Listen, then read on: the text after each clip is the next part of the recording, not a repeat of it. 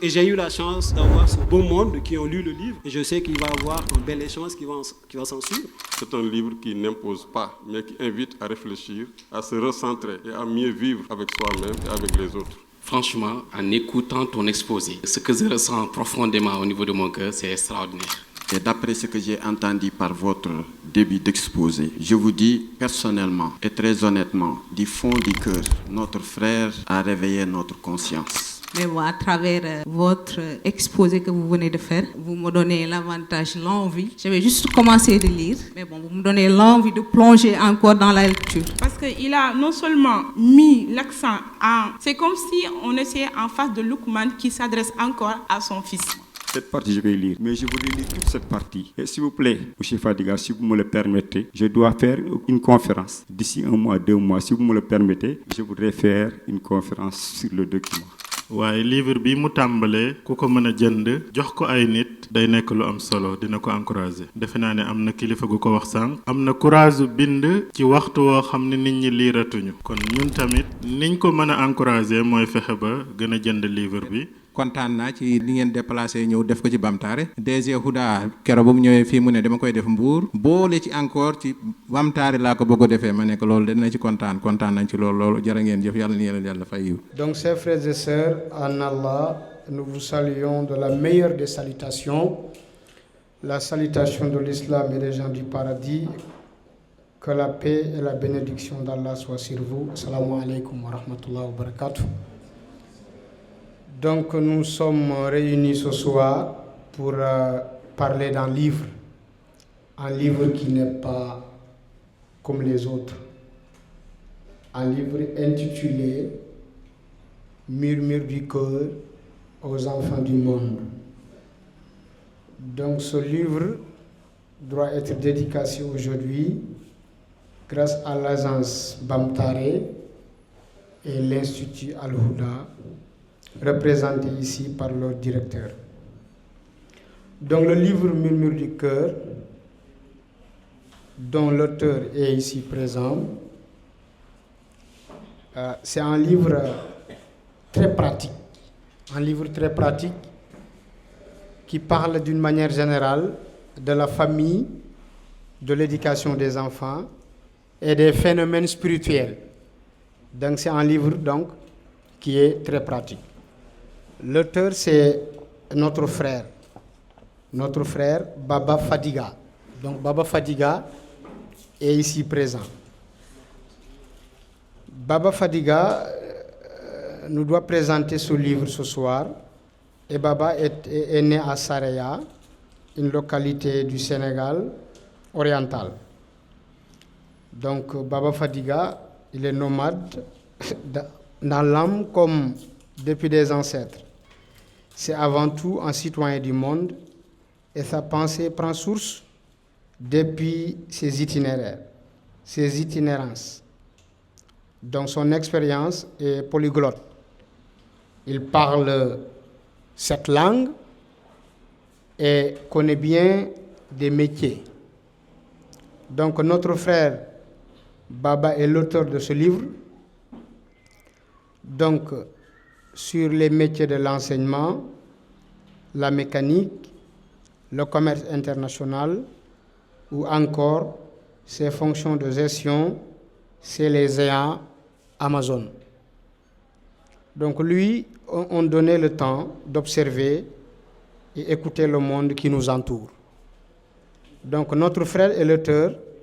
Par l'écriture, Baba partage ses univers là où s'entremêlent les cultures, l'universalité et son amour pour l'humanité. L'auteur fait maintenant danser sa plume pour murmurer la douceur de son cœur aux oreilles des enfants. Donc pour dire d'une manière générale, le livre là, donc c'est un livre de 130 pages. C'est pas beaucoup, c'est facile à lire. Et c'est un livre très pratique, comme je l'ai dit tout à l'heure. Et c'est un livre qui est venu à son heure. Et c'est un livre également qui a généralement 6 grands paragraphes dont l'auteur contextualise. Donc l'auteur va en faire une sadaqa jariya. Donc, comme l'a enseigné le prophète, et c'est dans ce sens que on peut dire que l'auteur est un tutorat qui nous enseigne donc sur l'éducation des enfants. Le mot murmure ici représente beaucoup de choses et nous dit beaucoup de choses sur l'auteur et sur le livre.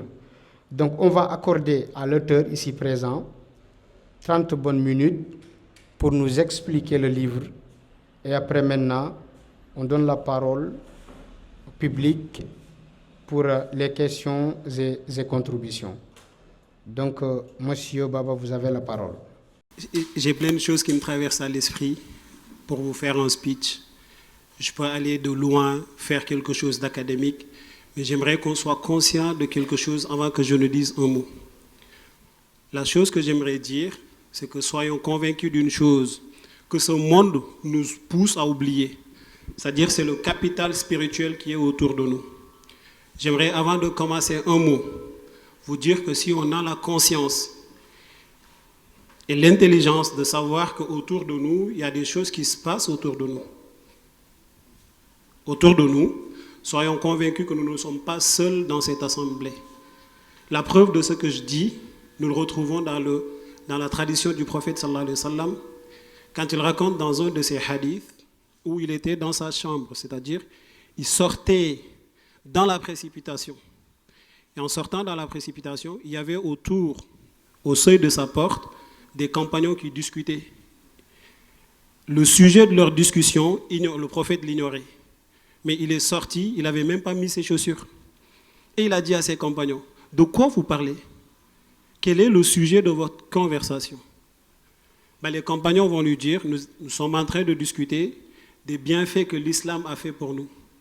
D'antan, dans la Jahiliya, on était des gens comme des animaux. On tuait, on jouait aux cartes, on buvait de l'alcool. Et quand l'islam est venu, il nous a apporté le bonheur, la paix et la béatitude. Et de cette discussion, le prophète a encore insisté. De quoi? Répétez, est-ce que vous parliez que de ça? Les compagnons vont dire oui, on parlait que de ça. 3 fois de suite, le prophète va poser la question. Et à la fin, il va leur dire, écoutez, je ne vous ai pas posé la question 3 fois parce que je ne vous crois pas. Je vous ai posé la question 3 fois parce que Djibril est descendu sur moi pour me dire que les gens qui sont au seuil de ta porte, Dieu est en train de s'enorgueillir de ces personnes-là. Ce que je veux dire par là, c'est que soyons conscients que chacun de nous ici est à la place de ses compagnons du prophète. Sachez que si on est bien intentionné, comme Allah le veut, nous sommes tous mentionnés auprès d'Allah parce que nous ne sommes pas là uniquement pour discuter. Nous sommes là pour nous élever parce que l'être humain a 3 piliers. Le premier pilier de l'être humain, c'est le corps, d'accord, qui est nourri par l'oxygène, la nourriture et l'eau. Le deuxième pilier de l'être humain, c'est la raison. La raison de l'être humain est nourrie par ce que nous faisons, c'est-à-dire l'échange, le débat, l'apprentissage. Et c'est ce qu'on va faire ici. Et le troisième pilier de l'être humain, c'est l'âme. Et l'âme de l'être humain est nourrie par tout ce qui est adoration, par tout ce qui est jeûne, par tout ce qui est prière. Et tout ça, et aujourd'hui, ce que nous sommes en train de faire, nourrit notre âme. Donc chacun de nous est évoqué aussi auprès d'Allah. Et la preuve, c'est-à-dire la condition sine qua non qui fait que nous sommes évoqués auprès d'Allah, c'est l'intention. Quelle est l'intention qui nous anime ici? Quelle est l'intention qui nous ramène ici? Et ça fait écho aux paroles du prophète sallallahu alayhi wa sallam quand il dit « Innamal a'malu binniyati wa innama likulli imri'in ma nawa ». Donc quand on est bien intentionné, quand on veut bien faire les choses, là, notre force est irrésistible. C'est-à-dire qu'il n'y a personne qui peut nous atteindre. Et j'aimerais insister encore pour vous raconter une histoire, pour mettre en lumière ce que je suis en train de dire. Dans la tradition prophétique, on raconte une histoire où Shaitan a atteint une population de façon à les faire adorer un arbre. Ok? Et parmi ces gens, il y avait une personne qui avait compris qu'on ne doit pas adorer l'arbre. Et cette personne s'est insurgée. Il est parti en fait pour couper l'arbre avec son hache.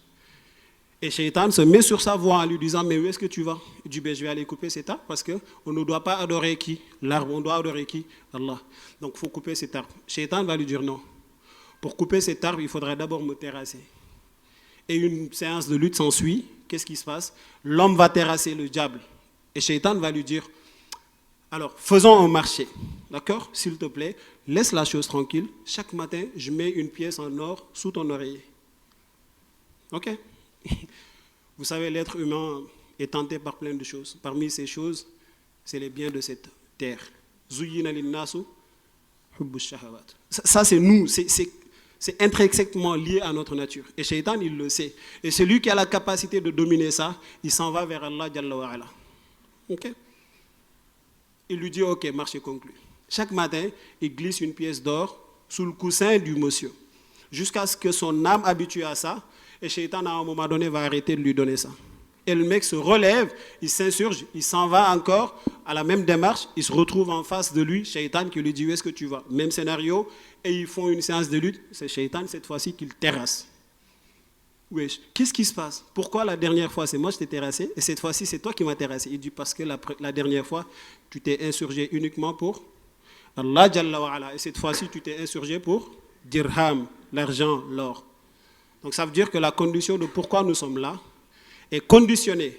Allah le valide par cette intention. Donc prenons ne serait-ce 5 secondes, 10 secondes, revisons notre intention parce que innamal a'malu binniyati wa innama likulli imri'in ma nawa. OK? Ça, c'était en guise d'introduction. Merci beaucoup. Et j'aimerais de façon très vibrante saluer le directeur de cette agence. Et j'aimerais éventuellement remercier Mohamed Ba, le propriétaire de cet institut Al-Huda, qui a mis en lumière tout ça pour pouvoir que ça se passe. Et à vous aussi, parce que se déplacer à ce moment pareil de la journée, ce n'est pas évident. Donc, chacun de vous, qu'Allah bénisse vos pas. Qu'Allah fasse de vous des gens qui vont vers la science pour lutter pour la science, pour lutter pour l'éducation. Qu'Allah vous bénisse, qu'Allah vous garde. Parce que si nous avons osé, nous jeunes aujourd'hui, à pouvoir faire des choses comme ça, c'est parce qu'il y a eu des gens qui nous ont précédés et qui nous ont montré le chemin. Qu'Allah vous bénisse. Que ce soit les personnes âgées, les personnes moins âgées, les femmes et les hommes. Donc, qu'Allah veille sur vous, qu'Allah longe votre vie, Inch'Allah. Quand on parle d'éducation, il y a beaucoup de choses qui peuvent se mettre en lumière. Plein de choses, on peut dire plein de choses dans l'éducation. Mais moi, j'aimerais particulièrement insister sur quelque chose ici. Et soyons d'accord sur ça. D'accord? Quand on parle d'éducation, on va parler de l'État, on va parler de ce qui nous incombe. Moi, au moment où j'écrivais ce livre, il y a quelque chose qui s'est éveillé en moi. Et cette chose-là, avant de vous le dire, j'aimerais vous poser une question et j'aimerais que vous me répondiez. Inch'Allah, ok? Dans votre lecture du Coran ou des textes sacrés, parce que je sais que nous ne sommes pas que musulmans dans cette salle, d'accord? Dans vos lectures du Coran et des textes sacrés, est-ce que vous avez rencontré un verset du Coran où Allah s'adresse directement à l'enfant? Ça, c'est une question et j'aimerais une réponse, s'il vous plaît. Est-ce que dans votre lecture du Coran, Georges, si c'est dans le cas de ce qui n'est pas Coran, est-ce que vous avez une fois vu où Allah s'adresse directement à l'enfant? S'adresser à l'enfant directement. Est-ce que vous avez pu voir ça? Et je ne vais pas passer si je n'ai pas une réponse. Ça veut dire que je ne passerai pas mon intervention si je n'ai pas une réponse de votre part. Pour 2 raisons, adapter mon discours. Deuxièmement, créer une connexion avec le public. Donc, s'il vous plaît, j'aimerais avoir une réponse de votre part. Est-ce que vous avez rencontré... Oui, bismillah. Je répète ma question directement, comme je m'adresse à toi. Allah s'adresse à l'enfant directement. Si c'est le cas, Inch'Allah, je te donne le micro comme ça, tu mets en lumière le verset. Ya bunayya la tushrik billah, inna ash-shirka la zulmun azim. Wa aqim as-salat, wa amur bil ma'ruf wa nha 'anil munkar. Donnez-lui un coup d'applaudissement. Masha'Allah. J'étais presque sûr que c'était ce verset qui allait sortir. Et ça, c'est le passage de Luqman qui s'adresse à son enfant. Vous voyez la question?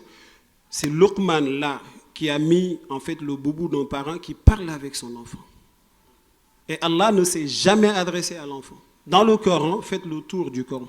Quand Allah s'adresse à l'enfant par son environnement. Allah s'adresse à l'enfant par son parent. Allah s'adresse à l'enfant par son professeur, son enseignant, pas directement à l'enfant. Il y a un seul verset dans le Coran où Allah s'adresse directement à l'enfant. Je refais le même exercice ou je vous donne le verset, comme ça on gagne du temps. Où est-ce que Allah s'adresse directement à l'enfant? Comme Luqman s'adressait directement à son fils. Il y a un verset.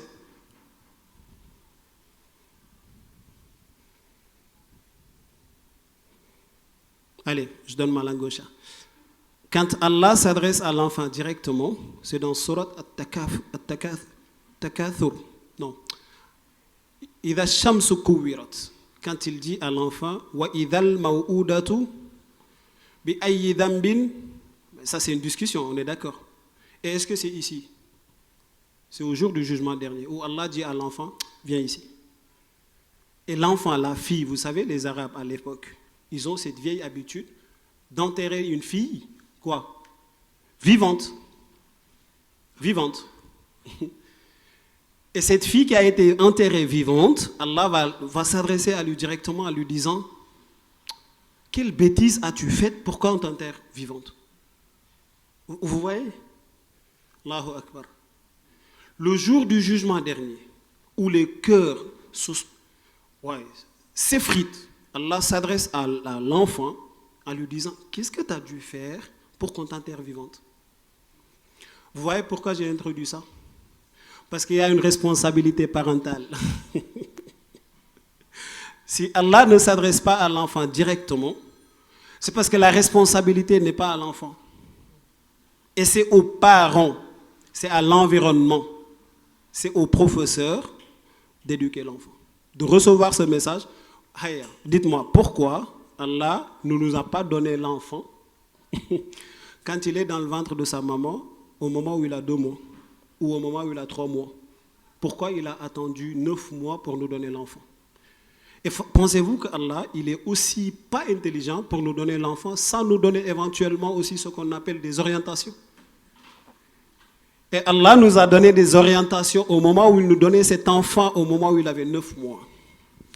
Allah savait pertinemment que quand il nous donnait l'enfant à 2 mois, on ne pouvait pas s'occuper de lui. Et quand l'enfant avait 4, 5, 6 mois, on ne peut pas s'occuper de lui. Bon, après, on sait qu'il y a des grands prématurés, mais il faut 9 mois. Et pendant ces 9 mois, Allah nous donne éventuellement des orientations. Et quelles sont ces orientations? Je vais axer mon discours sur 3 prophètes. Et ensuite, je vous rends la parole et on va avoir une discussion très franche. Et on sortira de cette salle avec des choses pratiques. Parce que le livre, vous allez voir que ce n'est pas des théories abstraites. C'est des choses palpables. En fait, tu sors en pratiquant des choses. Et Inch'Allah, ça provient du corps. La première orientation qu'Allah nous donne, au moment où il nous donne l'enfant à sa naissance, on le retrouve dans la sourate Youssouf. D'accord? Pourquoi je dis Youssouf? Je peux dire 3 prophètes. Et ce sont ces 3 prophètes dans le Coran. Les spécialistes de l'éducation se sont intéressés à ces 3 prophètes. Parce que ce sont les 3 prophètes qui ont été des leaders qui ont impacté leur société. En fait, ils ont réussi leur mission. Tous les autres prophètes, leurs peuples ont été exterminés parce qu'ils n'ont pas réussi leur prophète. Donc, c'est ce qui façonne le monde, c'est ce qui impacte le monde, c'est ce qui apporte des choses vibrantes au monde, de s'intéresser à ces 3 prophètes. Parce que ces 3 prophètes, ils ont eu la possibilité, ils sont de bons communicants, ils sont de très bons leaders, ils savent impacter leur population. Et en ce moment précis, nous, en tant qu'humains, quand on lit le Coran, on doit poser une question. En disant, Allah, ces 3 prophètes-là, ces 3 leaders-là, comment as-tu fait pour éduquer, parachever ces éducations? Je vais prendre l'exemple du prophète Youssouf. Allah dit, dès le début de la sourate, Allah nous enseigne en nous disant, nous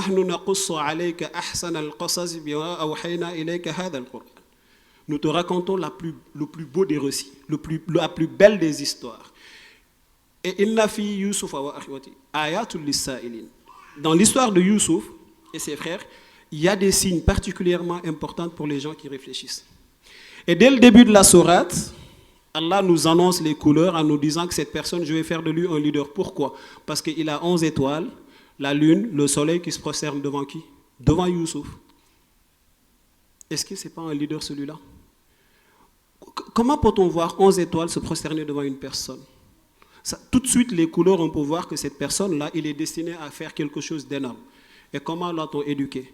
Et la première orientation, on l'a, au moment où ses frères vont le jeter dans le puits, il va être acheté par les caravaniers, il va être vendu en Égypte comme esclave. Je ne m'intéresse pas à l'histoire, je ne vais pas vous raconter l'histoire de particulièrement, je vais juste tirer des enseignements que l'on peut pouvoir utiliser. Donc, en ce moment précis, le gouverneur va l'acheter, il va l'offrir à sa femme comme cadeau. Et il va lui dire ces mots-là. Écoutez très bien ces mots. Il va lui dire « Akrimi mathwahu ». « Akrimi mathwahu ». Le mot arabe qui dit « Akrimi mathwahu », les vocabulaires, les grammairiens, le français n'arrive pas à capter le mot « Akrimi », le mot « karim ». En français, tu as beau essayer de traduire, tu ne peux pas. Tu as beau essayer de trouver l'équivalent du mot karim de l'arabe à français, c'est comme si tu traçais un cercle avec une règle. Tu as beau être adroit, tu ne peux pas tracer un cercle. Donc, ce que je veux dire par là, quand le Premier ministre dit à sa femme, anoblis ton comportement avec Youssouf. Sois irréprochable de ta façon d'être avec Youssouf. Pourquoi le Premier ministre n'a pas dit à Youssouf, Akrim mathwak? Et il a dit à sa femme. Pourquoi? Pourquoi il s'est adressé à sa femme? Parce que c'est cette responsabilité dont je vous disais dès le début. D'accord? Cette responsabilité-là, c'est le parent qui impacte l'enfant. Ce n'est pas l'enfant qui impacte le parent. Donc, quand la femme se comporte bien à la maison, l'enfant ne peut que suivre. Quand la femme est irréprochable dans sa façon d'être à la maison, l'enfant ne peut que suivre. C'est pourquoi, et d'ailleurs cette personne-là, qui est Al-Aziz, Allah dit de cette personne Al-Aziz. Si c'était quelqu'un de mauvais, Allah n'allait pas employer le mot Aziz. Le Premier ministre, c'était quelqu'un de visionnaire, c'était quelqu'un de très intelligent. Et d'ailleurs le prophète sallallahu alayhi wa sallam va dire de cette personne, la personne la plus perspicace sur terre, c'est le compagnon de Youssouf.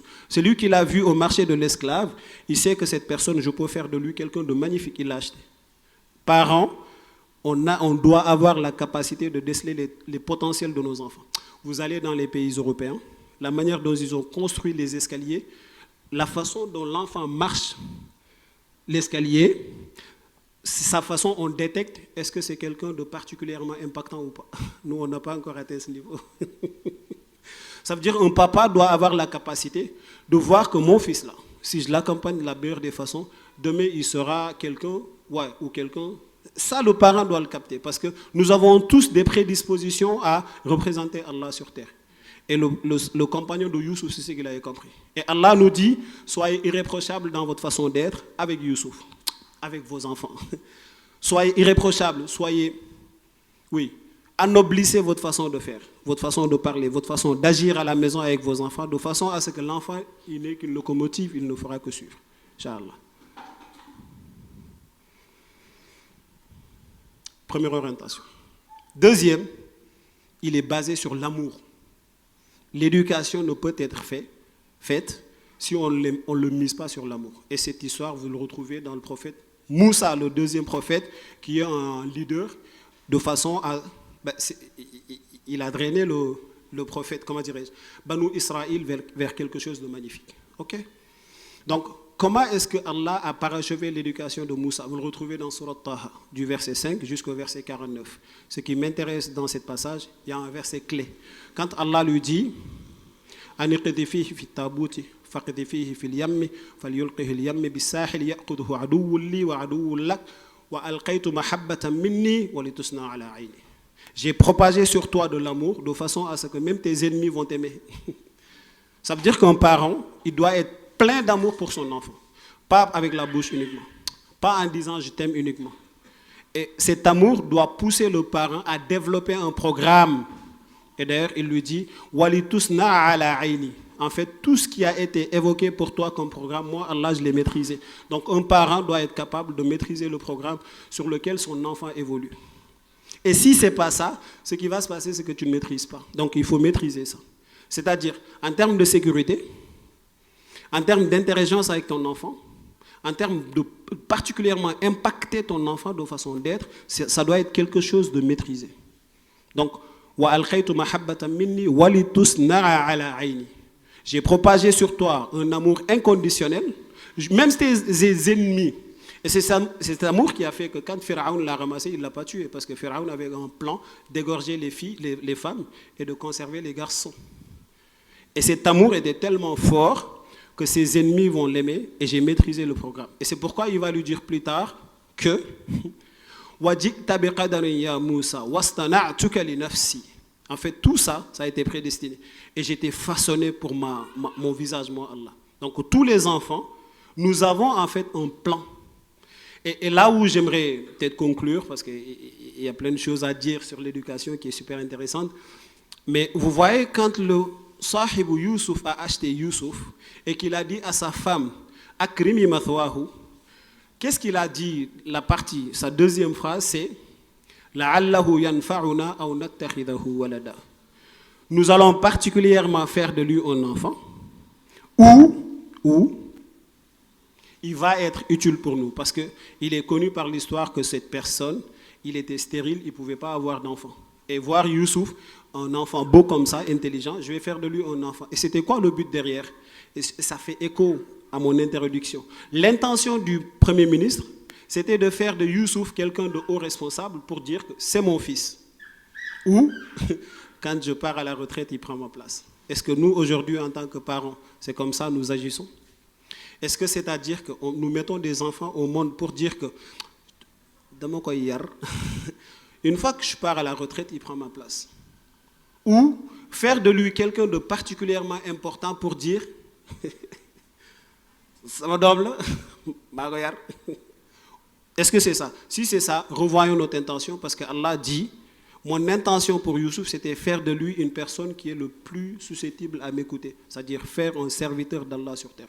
Donc tout parent qui doit éduquer un enfant doit l'éduquer à ce que cette personne soit apte à établir la volonté d'Allah Jalla wa Ala sur terre. Ok? Donc ça fait écho à ce que j'ai dit au début. Donc une fois qu'on dit ça, et quelles sont les qualités intrinsèques en fait qui poussent le parent à pouvoir faire ça? Prenons juste une sourate qui est accessible à tout le monde quand Allah dit Ar-Rahman. Et là je vais établir des solutions. Ar-Rahman, Allama al-Qur'an, Khalaqa al-Insan, Allamahu al-Bayan. Juste ces 4 versets, on établit et on pousse et on fait quelque chose de magnifique. D'accord? Ar-Rahman, Allah évoque, il a 99 noms. Oui? 100 moins 1. Il pouvait utiliser Al-Jabbar. Il pouvait utiliser Al-Qahhar, il pouvait utiliser plein d'autres qualificatifs, mais il a utilisé le mot Ar-Rahman. Et moi, ça, c'est une demande que je vous fais. Chacun de nous n'a qu'à prendre un temps et méditer sur le mot Ar-Rahman dans le Coran. Et vous allez voir qu'à chaque fois, Allah évoque le mot Ar-Rahman dans le Yawm al-Qiyamah, là où les gens sont censés être déboussolés, Allah vient souvent avec le mot Ar-Rahman. Wa khasha'atil aswatu lir-Rahmani fala tasma'u illa hamsa. Ce jour-là, on n'entendra que des chuchotements. Les gens sont particulièrement apeurés. Mais Allah, il vient avec le qualificatif de Ar-Rahman. Illa man adina lahu ar-Rahman wa qala sawaba. Dans l'autre sourate, le jour où même les anges n'auront pas la prérogative de parler. Ce jour-là, la personne qui prendra la parole, il aura l'autorisation de Ar-Rahman. Donc, dans le Coran, vous prenez le mot Ar-Rahman, à chaque fois qu'Allah l'évoque, il vient pour nous rassurer. Donc, toi, parent, toi, enseignant, tu dois avoir ces qualificatifs d'être rassurant. Ar-Rahman. Okay. Si tu n'es pas rassurant, en fait, si tu te lèves pour éduquer et que tu n'as pas ces qualificatifs, attention, revois ton intention, vois comment tu agis avec l'enfant, parce que l'enfant doit être convaincu à 10 000% que cette personne-là, qui est mon papa, qui est ma maman, qui est mon enseignant, qui est peut-être une personne de la société, il doit voir cette personne comme quelqu'un qui vaut pour moi le bien, mais un bien incommensurable. Merci beaucoup. C'est engageant quand on parle d'éducation, c'est pourquoi ça transpire.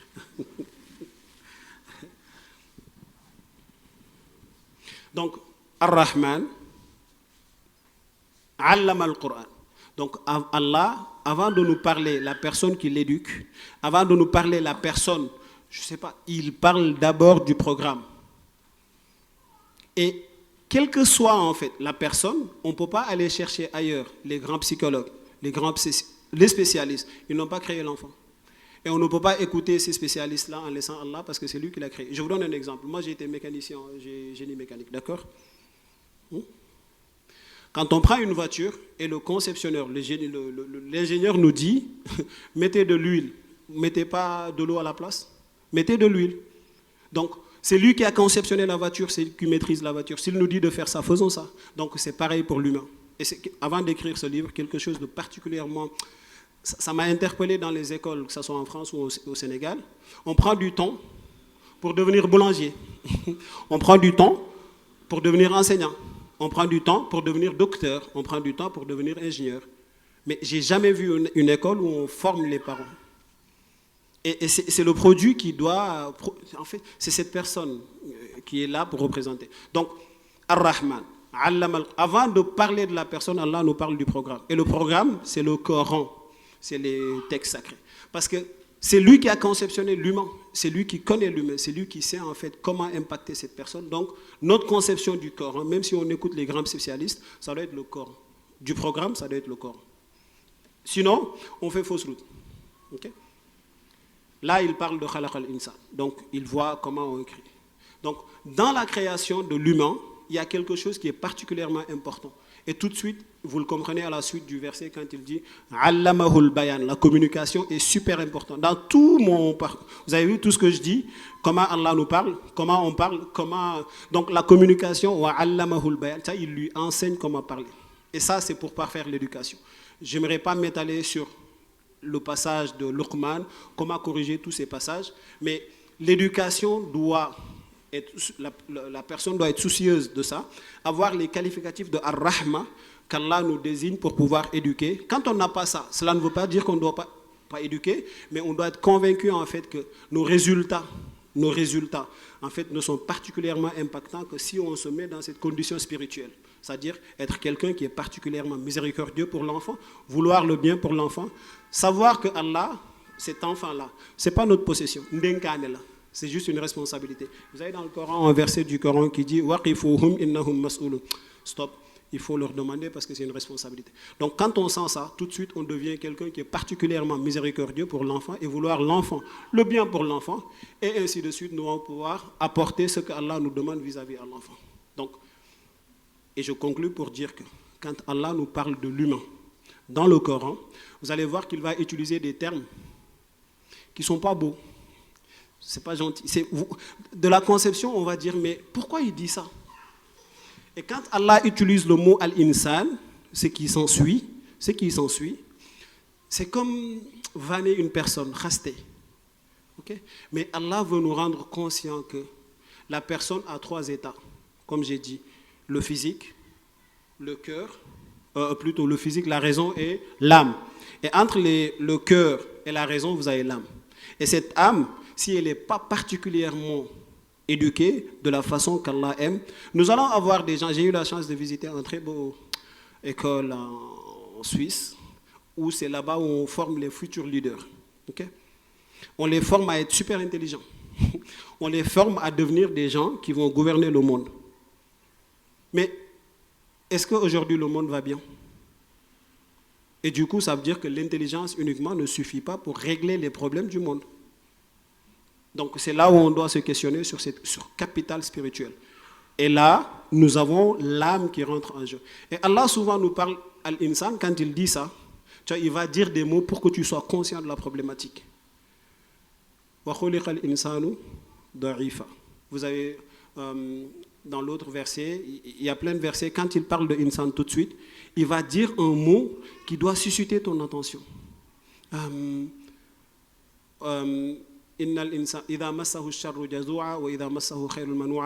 Donc, vous voyez, dans tout le Coran, Allah, quand il parle de insan, il met le doigt particulièrement sur quelque chose qui ne va pas.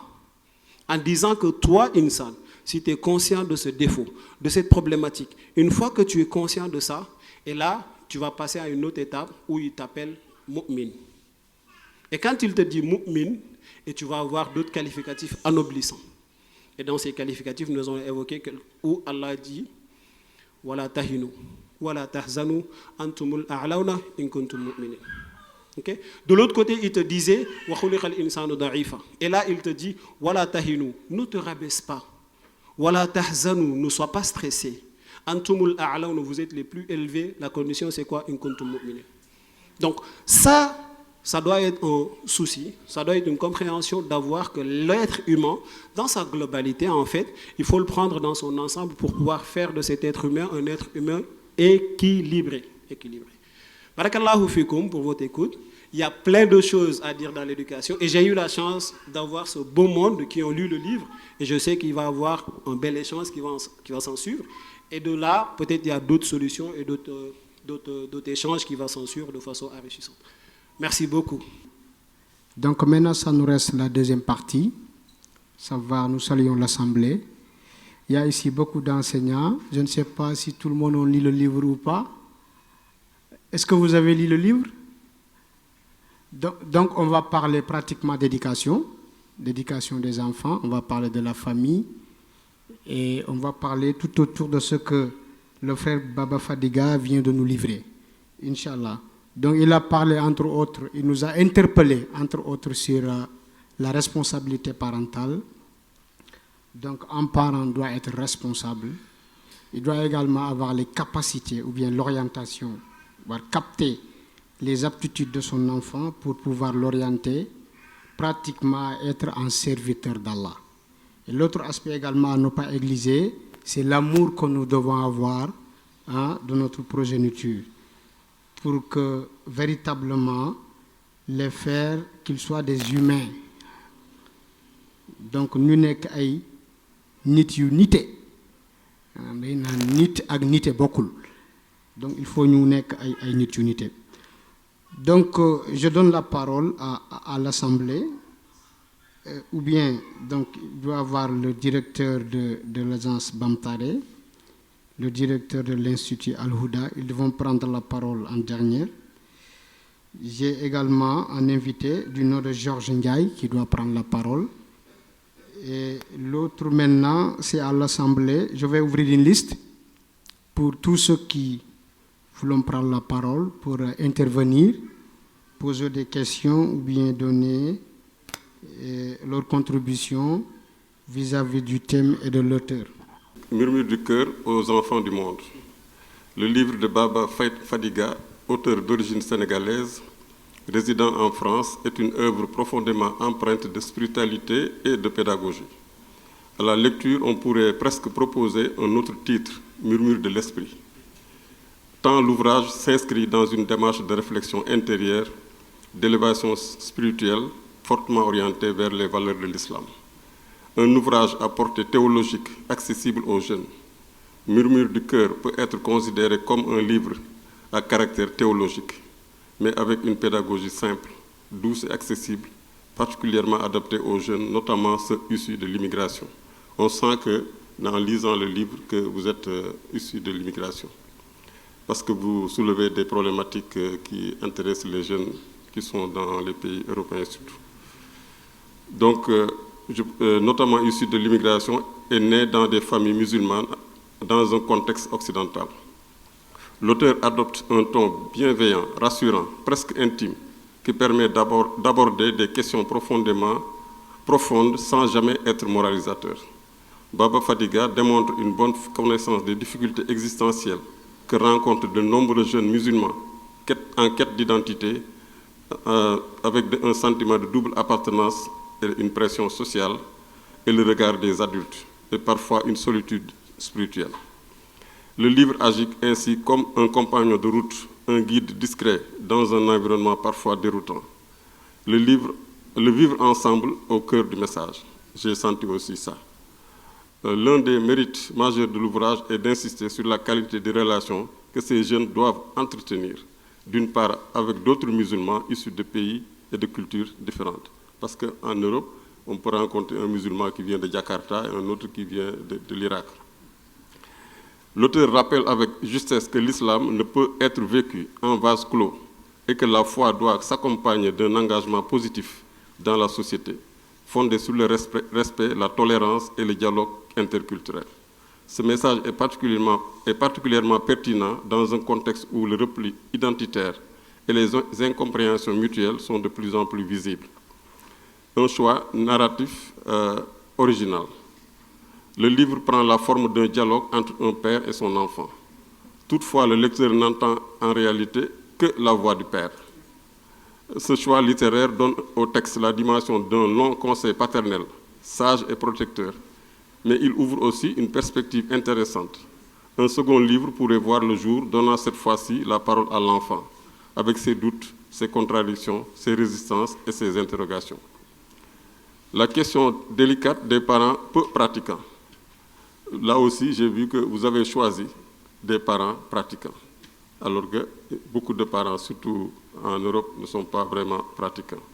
Donc l'auteur met en scène des parents dotés d'une forte connaissance religieuse et d'une foi affirmée, capables d'orienter spirituellement leurs enfants. Ce choix est compréhensible sur le plan pédagogique, mais il soulève une question importante.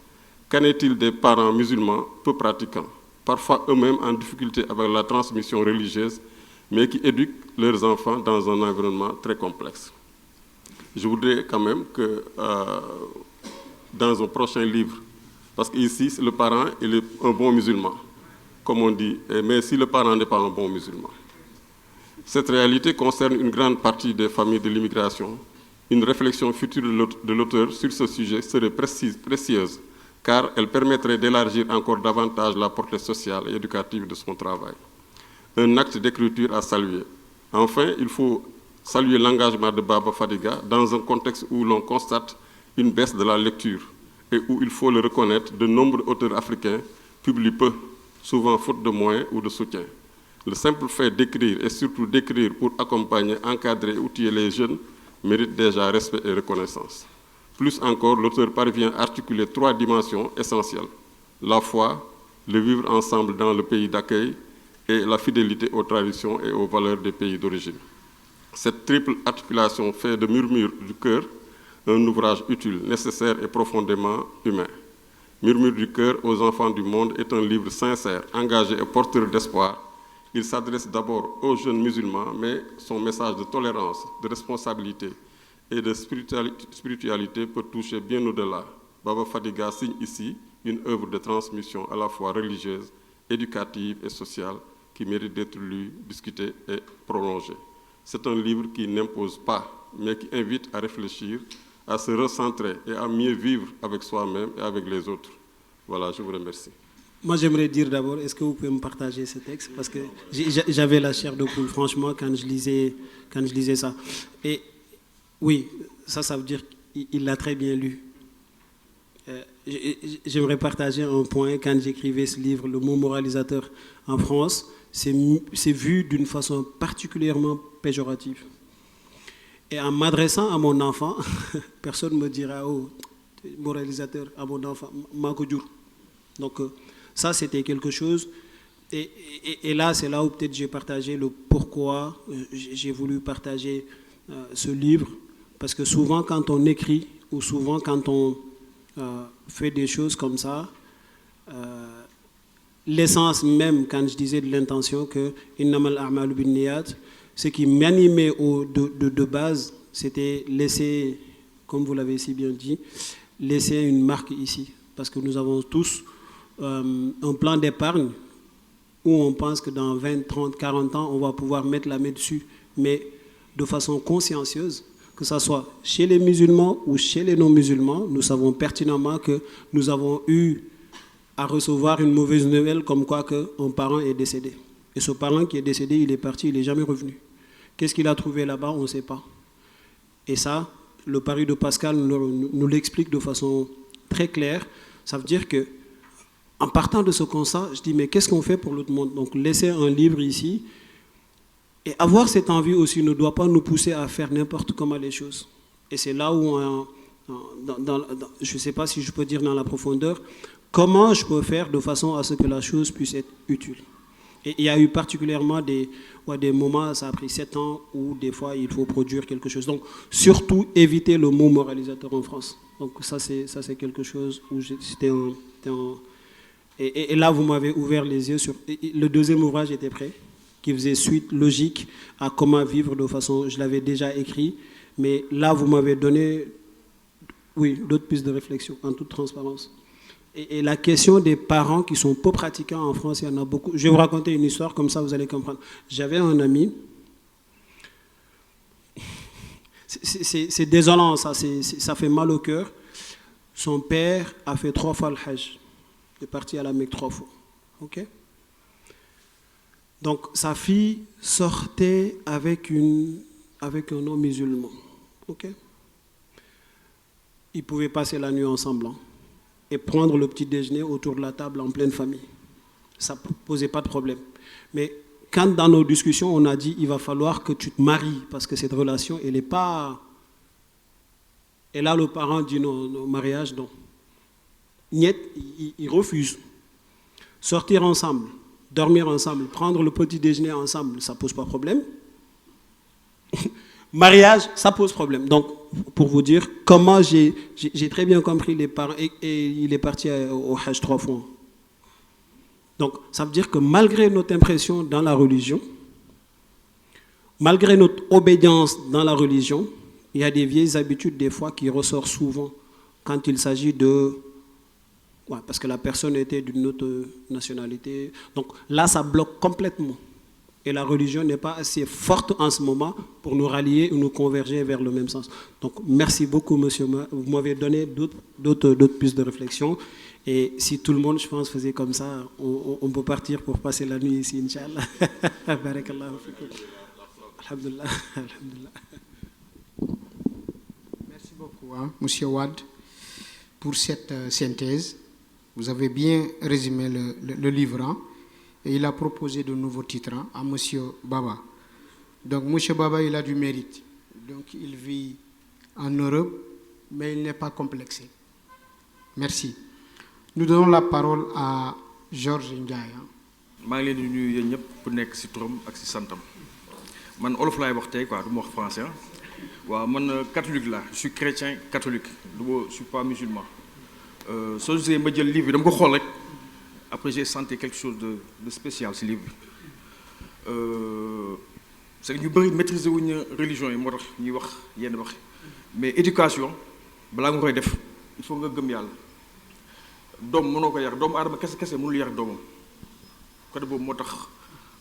Le monde est déjà avant tout spirituel, quoi, avant d'être réel. Le plus beau, c'est méditer sur la doo mën bind ba mu xol bu rafet bu sell muy mën a xaatim bind doomu aadama yi di ko dégg bi ngay wax ci affaire éducation sama xel dafa dem ci Sénégal depuis 2 ans yi passé li ñuy dund après ma ne non il faut ñu defaraat éducation bi Sénégal il faut ñu xoolaat parce que c'est le fondement d'un pays c'est la famille su jëlee lépp nga jox ko delloo ko état tu as un problème man je prie parce que la nuit je prie à partir de 0h à 1h du matin chaque jour. Je me lève à 5h du matin et je prie. Ce que je veux dire, le monde du budget commence. Il faut le préparer à 0h. À 0h pile, il faut se lever. Comme tu dis, dire que tu 0h, tu pries. C'est ce que je veux dire. Sa doom sa njaboot parce que xale yi mënoo ko yar ak loo am xam-xam loo am bopp mënoo ko yar jógal heure boobu nga ñaan yàlla ne ko sama njaboot dénk naa la ko mu yar xale bi. Tubaab bi nag ñoom dañoo toll benn niveau moo tax du ma wax ci ñoom am na leen lu ñu dund loo xam ne ñoom la concerné mais en tant que africain noir ku am diine man loolu laa lay yéene quoi loolu laa lay digal. Livre bi nag liiruma ko dama ñëw ça fait 5 minutes moo tax j'ai pas eu le temps de feuilleter ça c'est que dama ubbi rek gis tombé avec le mot spirituel après je me suis dit que je vais prendre ça et je vais lire ça waaw en grosso modo je vous félicite pour ce livre ma lay encouragé soo delloo fële li mu la wax nii da nga si sax quoi sa diine foo mënti nekk da nga si sax te xam ne yàlla moo fi nekk ñëpp la fi nekkal am na doyen boo xam ne ma du ma si egg nag quoi comprendre nga waaw mais na nga nekk si loolu quoi ok merci félicitations. Donc nous donnons la parole à monsieur Yacouba, docteur Badji. Vraiment, je suis tellement ému.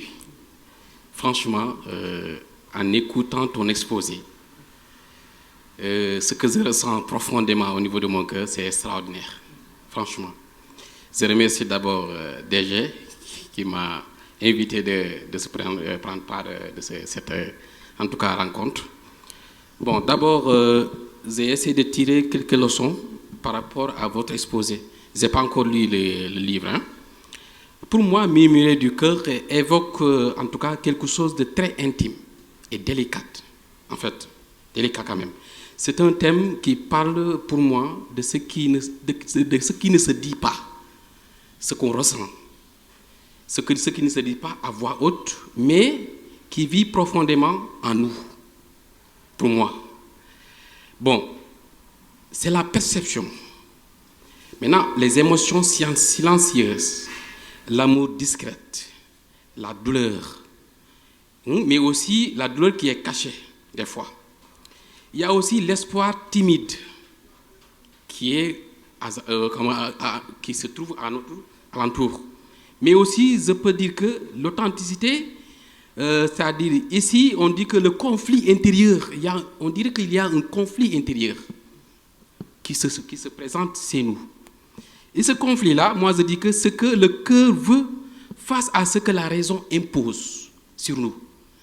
Le cœur peut voir quelque chose, mais souvent, il y a ce qui nous dit non, il ne faut pas faire ceci, il y a cela, ainsi de suite. Et il y a la réalité, les réalités aussi de la vie, de la société aussi, qui imposent. Maintenant, de façon ramassée, je disais que l'authenticité d'écouter sa vérité intérieure, ta vérité intérieure qui se trouve en toi, même quand elle tremble, oui, même quand tu trembles, même quand tu as peur, mais il faut avoir l'audacité d'écouter la vérité intérieure qui se trouve dans ton cœur. Ok? Mais je dirais qu'il y a aussi la vulnérabilité, c'est-à-dire accepter ses failles des fois. Il faut accepter. Quand on est vulnérable, il y a des gens qui refusent d'accepter de ce qu'elle est. Tu es qui? Mais aussi des désirs qui sont là, des fois. Maintenant, ce que je dis de façon, en tout cas, pour vous revenir un tout petit peu, pour clarifier ce que je viens de dire là, c'est-à-dire, comme il a si bien dit tout à l'heure, Nietzsche, la personne, il a cité 3 piliers, le physique. ñaram bi nga xam ne dafay dund si li nga xam ne lu nekk si suuf. Loolu Dieu l'a dit dans le Coran. Minha khalaqnakum wa fiha nu'idukum wa minha nukhrijukum taratan ukhra. Loolu c'est physique. Maintenant, le cœur qui est là, bon, je ne dirais pas l'âme d'abord, mais la raison. Il faut qu'on essaie de synchroniser pour pouvoir nous faire orienter sur le bon sommet. Quel est ce sommet-là? Quand Dieu nous dit dans le Coran, Wallahu akhrajakum min butuni ummahatikum la ta'lamuna shay'a, par rapport à l'éducation que vous venez de dire de l'enfant. Certaines personnes nous disent que l'enfant est inconscient, mais l'enfant est conscient. Comment? Parce que un nouveau-né, qui l'a appris comment téter? C'est Dieu, non? Il est conscient. Raison pour laquelle, ken du ko jangal nan la ñuy nampé. Yalla won, il est conscient. Maintenant, on peut dire que cet enfant, xalé bobu, il a quelque chose qu'on doit lui ravitailler. Quelqu'un lui doit lui servir. Il attend un serviteur. Ses parents, comme tu l'as dit, s'il est bien dit. Son professeur, ainsi de suite, ses enseignants, la société, l'environnement. Très bien. Mais écoutez ce que Dieu a dit en suivant le verset. Il a dit وَجَعَلَ لَكُمْ سَمْعًا وَالْأَبْصَارَ وَالْأَفْئِدَةَ لَعَلَّكُمْ تَشْكُرُونَ. C'est important. C'est-à-dire, l'écoute, ce que tu écoutes, on peut dire qu'il y a des gens qui sont malades, c'est-à-dire qui n'écoutent pas, qui ont des difficultés pour écouter, pour entendre, je peux dire. Mais il y a des gens aussi qui ont des difficultés pour voir. C'est des aveugles. Mais comment on va essayer, comment on interprète cette verset pour qu'on puisse comprendre exactement ce que Dieu veut dire ici par rapport à l'être humain.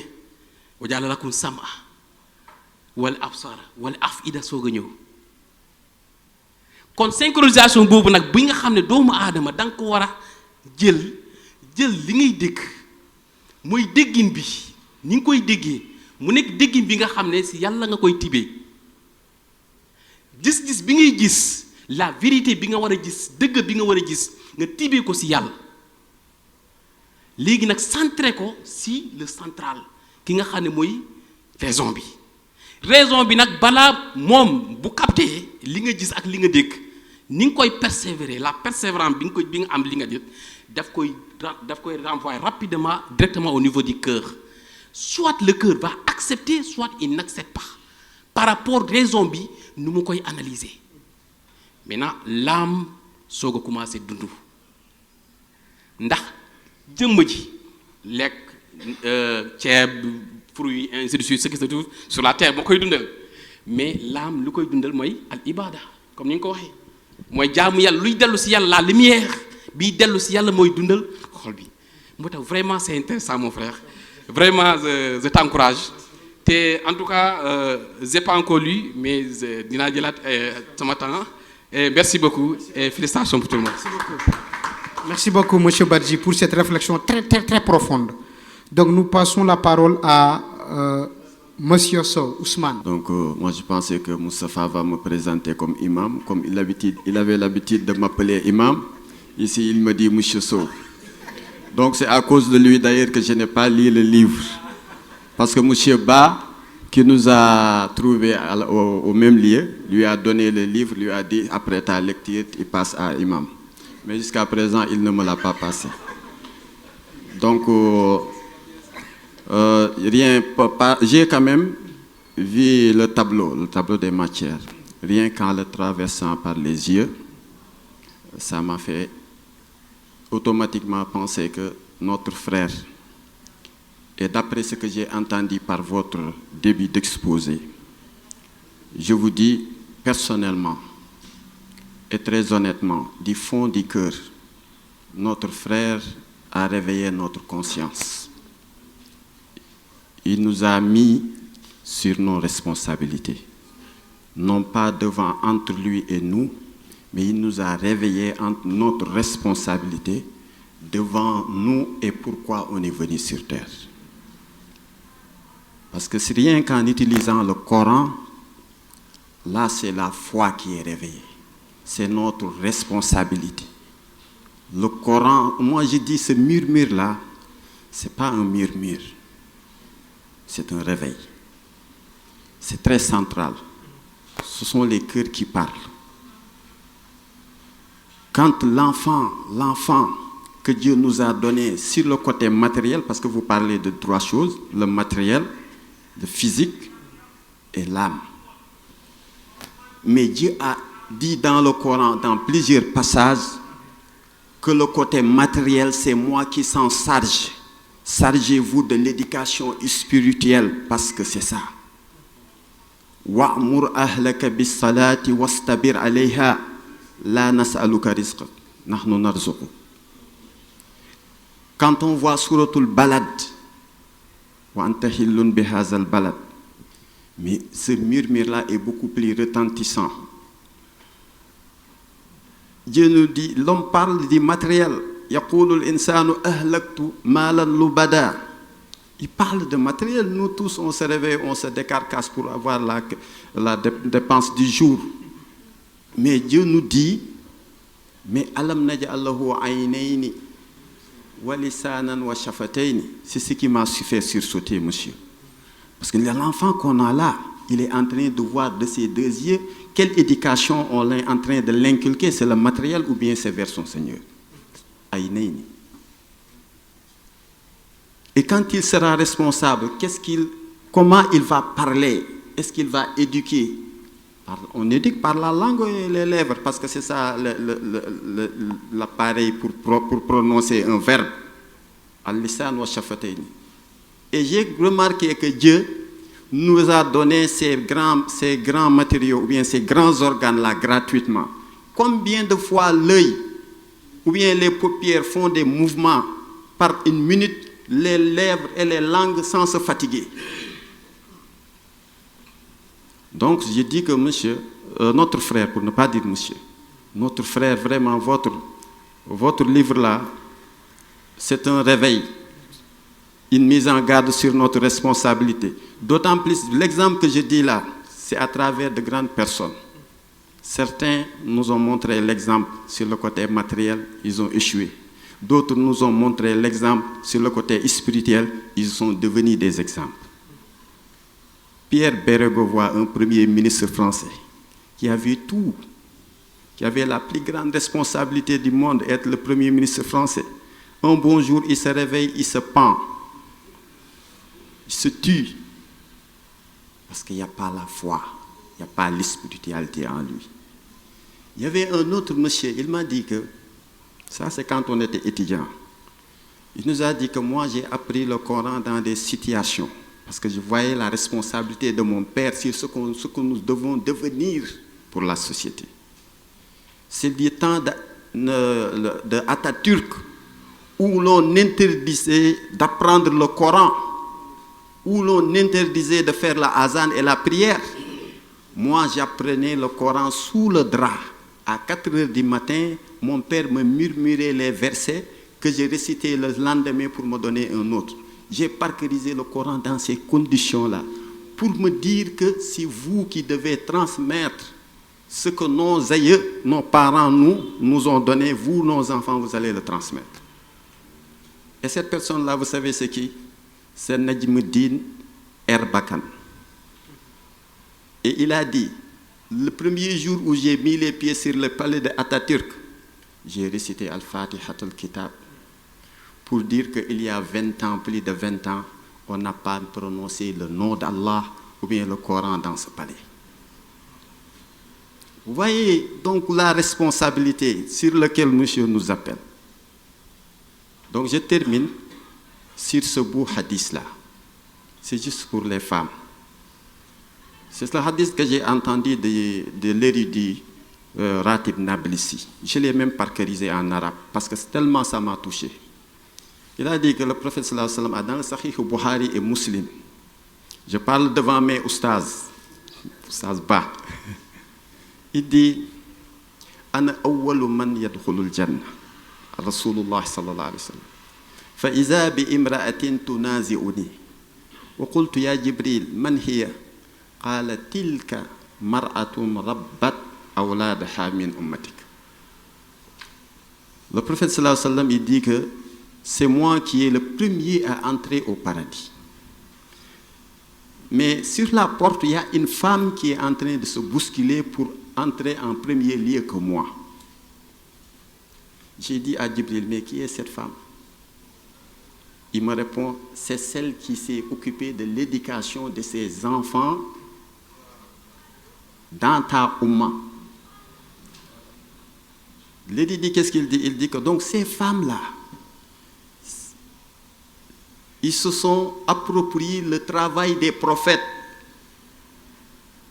Ils ont enseigné à leurs enfants le tawhid, la prière, juste les mettre avec celui qui les a créés, en relation avec celui qui les a créés. C'est pour cela qu'ils méritent, comme les prophètes, vous travaillez sur ces personnes, ces femmes dans votre communauté ont travaillé de la même chose, donc vous avez un travail égal, salaire égal. Merci mon frère, je ne pourrais pas continuer. Merci beaucoup. Je n'ai pas voulu la présenter comme imam, c'est mon ami, mais je sais que s'il prend la parole, tout le monde saura que c'est l'imam qui parle. Mais merci pour ce rappel, imam. Donc nous donnons la parole à Madame Khan, Madame Ngom, à Mayal. Assalamu alaikum wa rahmatullah.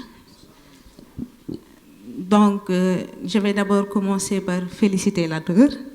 Bon, je ne le connais pas en fait, mais bon, à travers votre exposé que vous venez de faire, vous me donnez l'avantage, l'envie. J'avais juste commencé de lire, mais bon, vous me donnez l'envie de plonger encore dans la lecture. Et je vais continuer sur ce que l'imam vient de dire. L'imam Danelé, il faut la yékete. Moi, ce qui concerne nous les femmes. Donc, on dit souvent que jigen moy matériel bi nga xamantene bu baxé société bi yeb bax. Su boné société bi yeb bonne. Et j'entends souvent mon père dire góor ñi dañuy yor seen jiw bi ñuy yor ñu ngi koy jëmbat ci jigéen bu fekkee ne yow sa jiw bi nga yor baax na yàlla dimbali la suuf bi nga sotti sa jiw bi suuf bi baax meññeef bi fay jógee day baax parce que da nga am jiw bu baax am suuf su baax donc jiw bu baax ak suuf su baax boobu ça représente les parents donc ce qui naît si ñaari jiw yooyu mooy l'enfant bu ñuy xool suñu société ñun la plupart du temps góor mooy gën a yar que jigéen et pourtant les enfants passent plus de temps avec nous les femmes qu'avec les hommes en plus de ça côté diine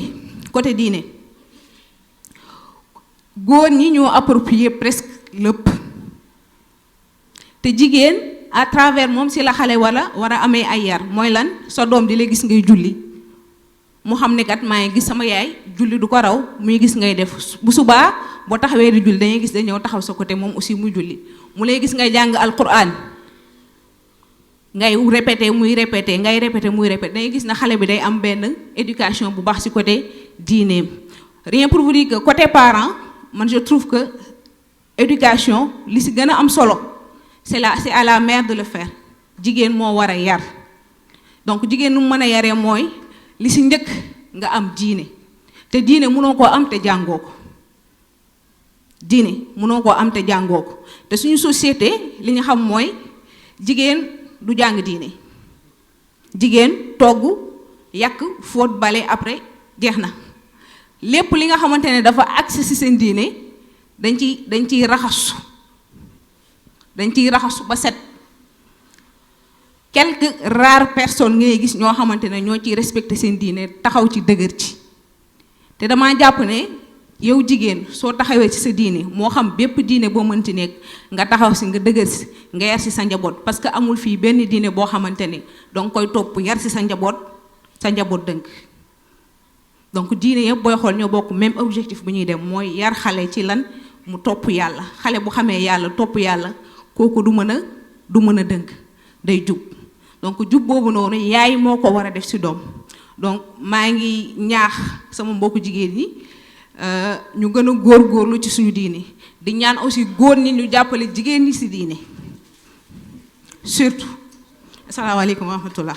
Merci Madame Ngom d'avoir interpellé les femmes. Nous donnons la parole à Fatou Ndiaye. Louange à Allah et louange au Seigneur des mondes, que la paix et la bénédiction soient sur notre prophète Mohammed sallallahu alayhi wa sallam, sur sa famille et sur ses compagnons.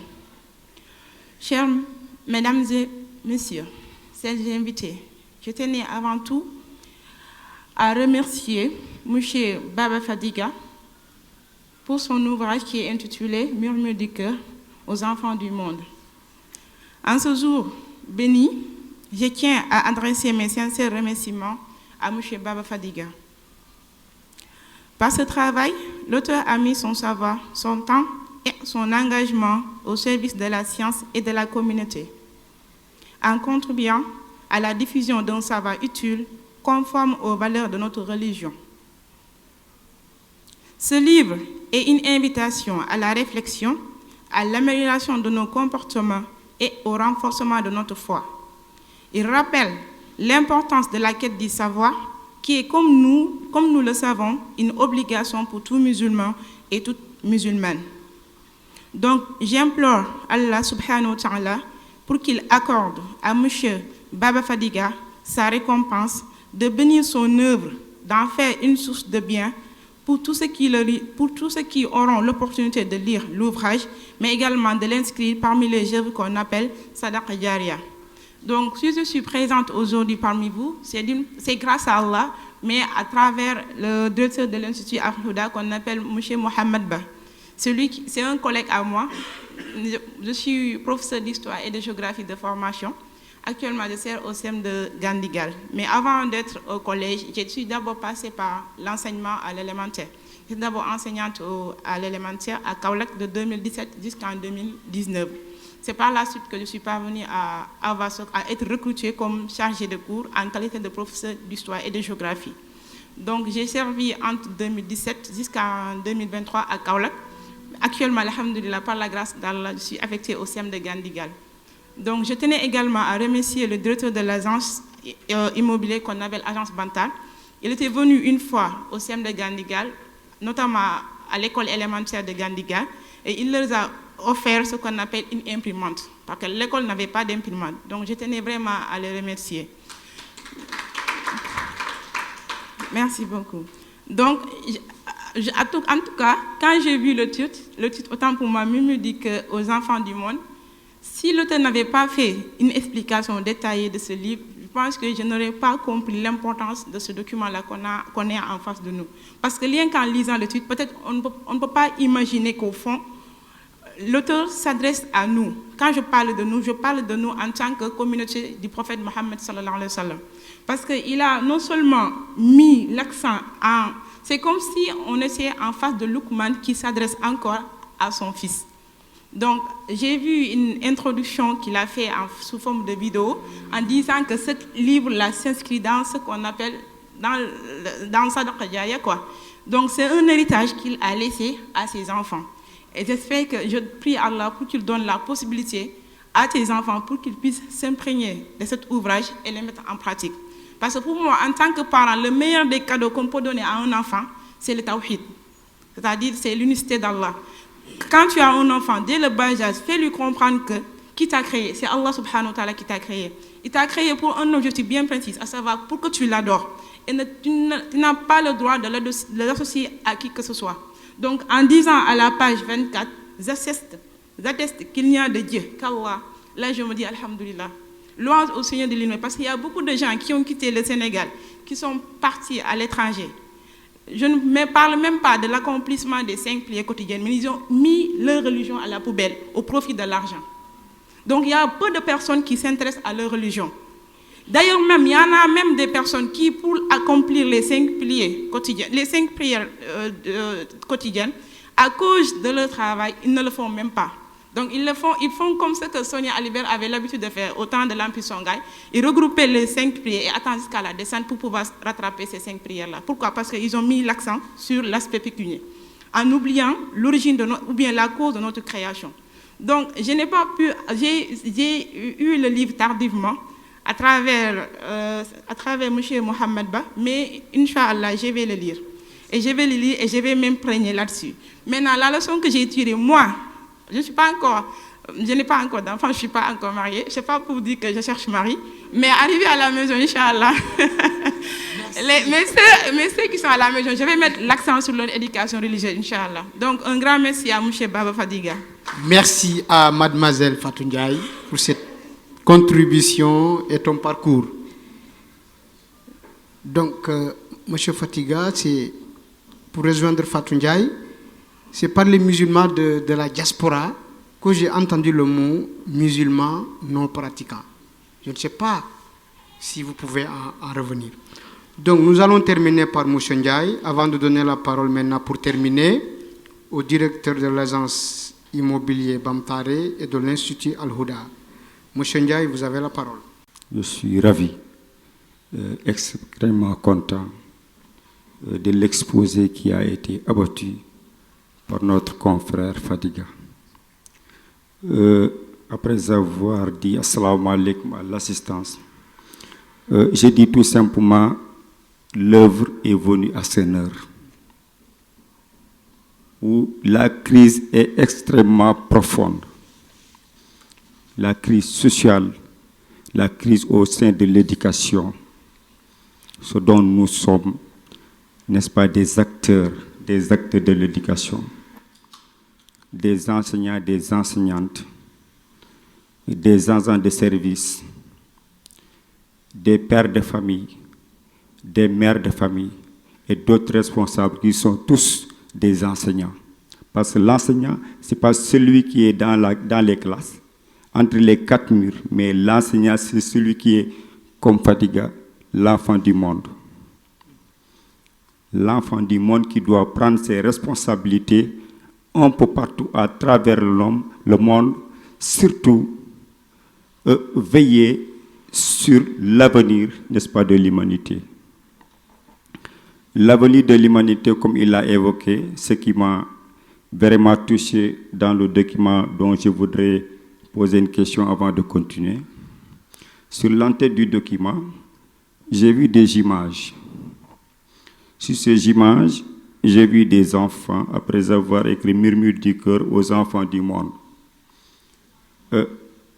J'ai dit à un collègue, je lui ai montré l'entête, il dit, murmure du cœur mais murmure du cœur garaaw na ma ne ko noonu nga ko gisee mu ne garaaw na murmure du cœur loolu xanaa feebar la c'est parce que vous n'avez pas compris parce que c'est pas le contenu du document. Quand j'ai parcouru une page, 2 pages, ça m'a poussé. Ce que je n'ai, ça fait presque une dizaine d'années, je n'ai pas lu un document.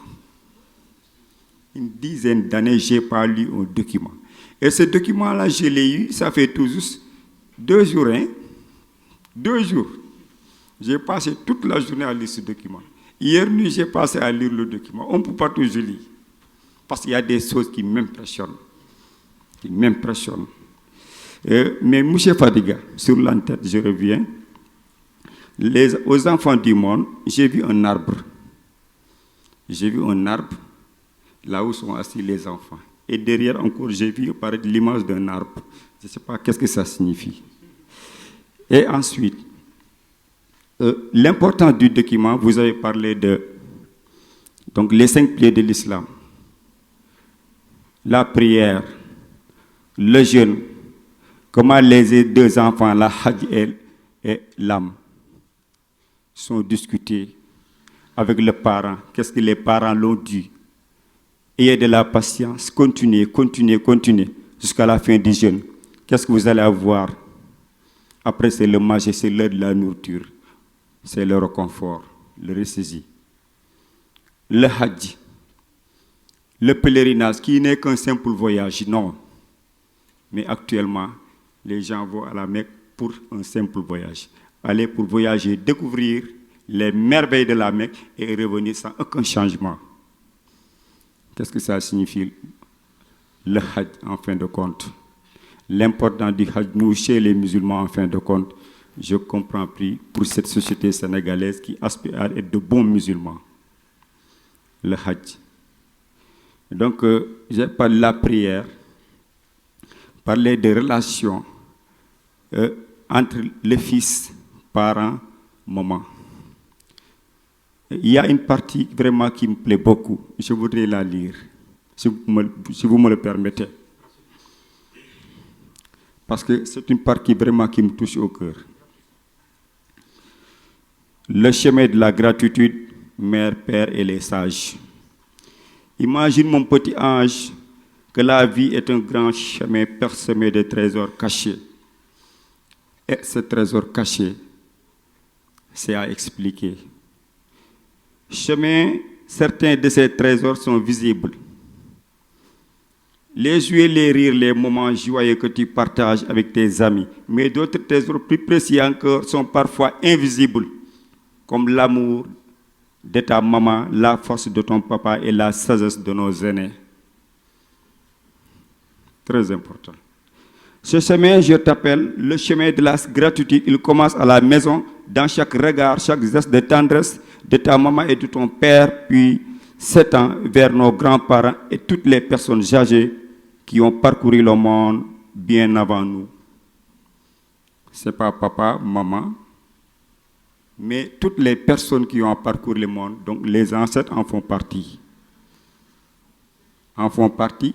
Comment rappeler l'enfant, non seulement la vie d'ici, de ce qu'il voit, mais nos parents, nos aïeux. Il faut se rappeler de nos parents. Alors, quelle importance. Comment inculquer ce savoir-là à nos enfants? C'est tellement riche. Puis il s'étend vers son grand-parent et toutes les personnes âgées qui ont parcouru le monde. Ensemble, nous allons apprendre comment marcher sur ce sommet en respectant et en honorant ceux qui nous ont guidés, protégés et continuent de veiller sur eux. Chaque pas est une aventure où tu apprendras à dire merci, à écouter avec ton cœur et à offrir à ton tour un peu de cette sagesse que tu reçois. Alors es-tu prêt à découvrir les secrets du chemin de la gratitude?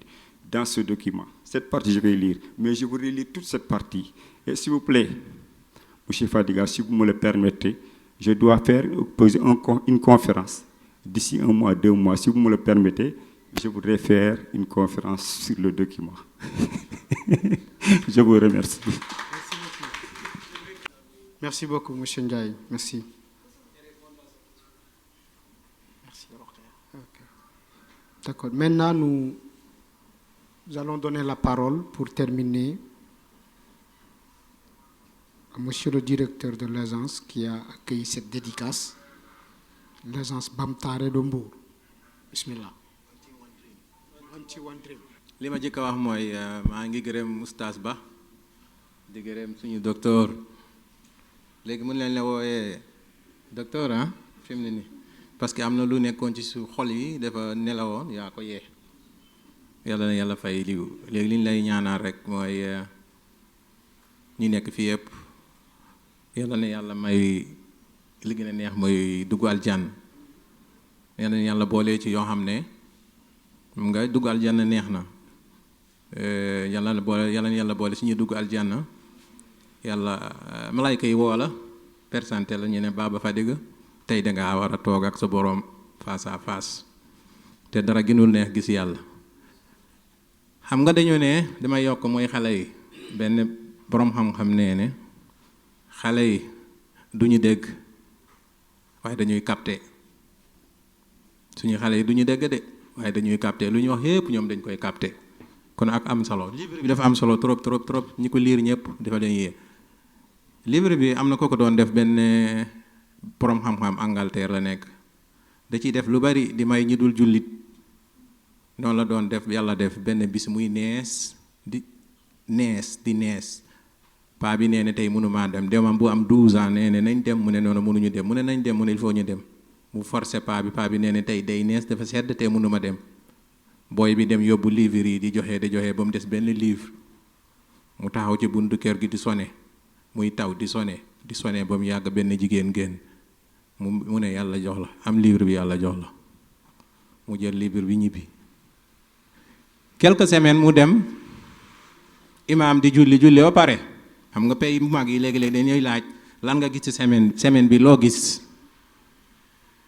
lan nga xalaat nga wax sa xalaat benn femme nekkoon ci saal jigéen ñi mu ne imaam am na li ma bëgg a wax mu ne man nekkuma woon jullit suma jëkkër dafa gaañu ma pare woon pour xaru bind ba pare jël mbuum tàkk ci bopp bi bare benn waay di sone ma ne kan mooy sone ci kii bu sedd bi mu ne ma genn gis xale bu ne mel ni malayka ku rafet xale bu am 12 ans 13 ans mu jox mu benn livre mu ne yàlla joxal livre boobu dama doon lire ba mu yàgg gis ci diine muy xaru dafa xaraam mu ne mu takki mbuum bi dindi ko teg di lire xëy dem ci marché bi jënd livre mu tuub yàlla nii la ko jaaralee mu tuub kon livre bi mun nañ jógee fii ak junni at mu tuubal kenn te li nga mën a wax mooy def jëf ndax dina baax du daax loolu yàlla du la ko laaj xam nga boroom xam-xam yi yàlla da koy laaj ëllëg ndax Bamtare directeur Bamtare da doon naan sàngar de du ko laaj loolu lee ndax waxoon nga ko sàngar dafa xaraam point foofu nga yem des nga bàyyi ko ci yàlla nañu yàlla may mujj bu rafet kontaan naa ci ni ngeen déplacé ñëw def ko ci Bamtare DG Houda keroog ba mu ñëwee fii mu ne dama koy def Mbour boole ci encore ci Bamtare laa ko bëgg a defee ma nekk loolu dina ci kontaan nañ ci loolu jërë ngeen jëf yàlla ni yàlla fay yiw. Merci beaucoup, directeur Bamtare, qui fait vraiment un travail extraordinaire au niveau de Mbour et les environs. Donc maintenant, nous avons donné la parole à M. Ba, Oustaz Imam Mohamed Ba, Institut Al-Houda. ñu ngi leen di nuyoo bu lislaam di ñaan yàlla mu defal ñu tawfiq kàddu yi du bari li ci jiitu te mënta ñàkk mooy ñu ngi sant mboolem ñi fi teew comme ni ma ko waxe woon sànq sëñ Baba Fadiga dañoo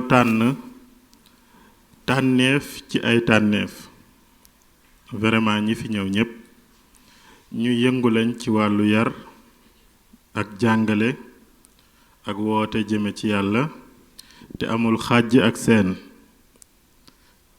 kon loolu lu am solo la ñu ngi leen di jaajëfal bu baax ci seen teewaay bàyyi seeni programme te waxtu wi ci waxtu wu xat lañ leen ko waxee lii tamit dañuy encourager pour yu mel nii ñu gën di ko def beneen bi mooy ngir jàppale liggéey bi mu gën a avancé gën a soññu professeur Baba Fadiga ci liggéey bi muy def ndax man xam naa ne am na yéene bind ay yeneeni livre waaye livre bi mu tàmbalee ku ko mën a jënd jox ko ay nit day nekk lu am solo dina ko encourager defe naa ne am na kilifa gu ko wax sànq am na courage bind ci waxtu woo xam ne nit ñi liiratuñu kon ñun tamit niñ ko mën a encourager mooy fexe ba gën a jënd livre bi maa ngi profité fii di woo mbooleem ñi nga xam ne membre institut Al Houda lañ muy institut Al Houda en ligne ñi nekk bitim réew ñi nekk biir Sénégal parents d'élèves yi ñu góorgóorlu fàggu livre bi moo xam dañ koy jënd fii ci Bamtare ku bëgg di nga ci jot wala ci institut Al Houda bu Popenguine Dakar am na ay place yuñ ko fay jaaye defe naa ba ci Amazon voilà ku scanner papier bi tamit di nga mën a am coordonnées yi kon loolu mooy ñaareelu kàddu gi ñetteel bi mooy agence immobilier Bamtare bu ma neexee ma ne mooy premier partenaire bu institut Al Houda ndax tàmbaliwul tey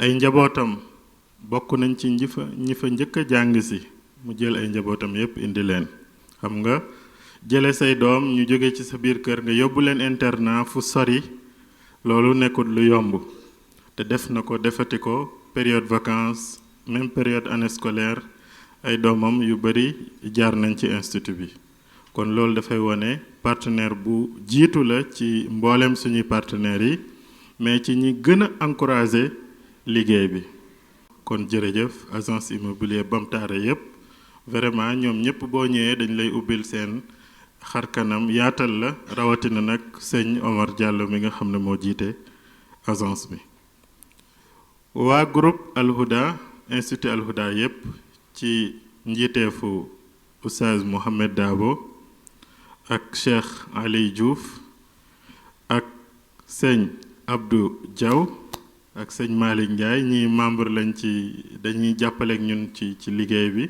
di fa jàngale di fa am ay taxawaay yu am solo ñu ngi leen di jaajëfal ci jàppale bi ak ci taxawaay bi su weesoo loolu ñu ngi ñaanal sëñ Baba Fadiga mu dellu ci jàmm te lu mel ni bum di gëj incha allahu taala defe naa ne jëriñu nañ bu baax a baax ci ndaje mi yal nañu yàlla defal tawfiq di jaajëfal nag sëñ Moustapha dañ ko bett ne ko léegi yaay présider jotaay bi macha allah mu taxawee ko taxawaay bu rafet bi kon jërëjëf sëñ Moustapha Ndong asalaamaaleykum wa rahmatullah.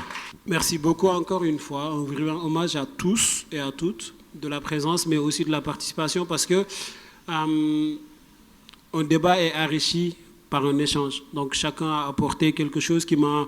Moi, je sors de cette salle grandi aujourd'hui avec l'intention d'aller encore, si j'avais l'intention, je sais pas, de m'arrêter à là, non. On va aller beaucoup plus loin parce que c'est encourageant, c'est galvanisant, ça a du sens, ça donne du courage, ça donne de l'envie à avancer. Et ce qui a été particulièrement dit ici, j'ai envie de creuser dans le sens de chacun de vous, ce que vous avez dit, ça m'a éveillé. J'aimerais juste prendre le temps, avant de répondre à la question du frère, m'intéresser sur le mot murmure, quand j'évoque beaucoup parce que ça revient dans le livre, vous retrouvez beaucoup le mot murmure. J'ai eu 2 maisons d'édition en France qui m'ont dit qu'il faut changer le titre, parce que c'est péjoratif pour eux. Parce que le mot murmure, c'est comme si tu cachais quelque chose. Il faudra même changer l'image. Dans le fond, moi, l'image, c'était un héritage. Vous allez voir, il y a mes enfants dessus. Il y a aussi les enfants du quartier des Blancs, parce que j'habite dans un quartier qui est très exclusif. Il y a beaucoup de Juifs, il y a beaucoup de Français, mais peu d'Africains. Je ne sais pas si c'était audacieux de ma part de faire de ce genre, mais je l'ai fait et je me rends compte de l'atout, de cette richesse culturelle que j'ai pu avoir d'eux et qu'ils ont eu de moi. Donc c'était une sorte d'héritage que j'ai fait avec les enfants.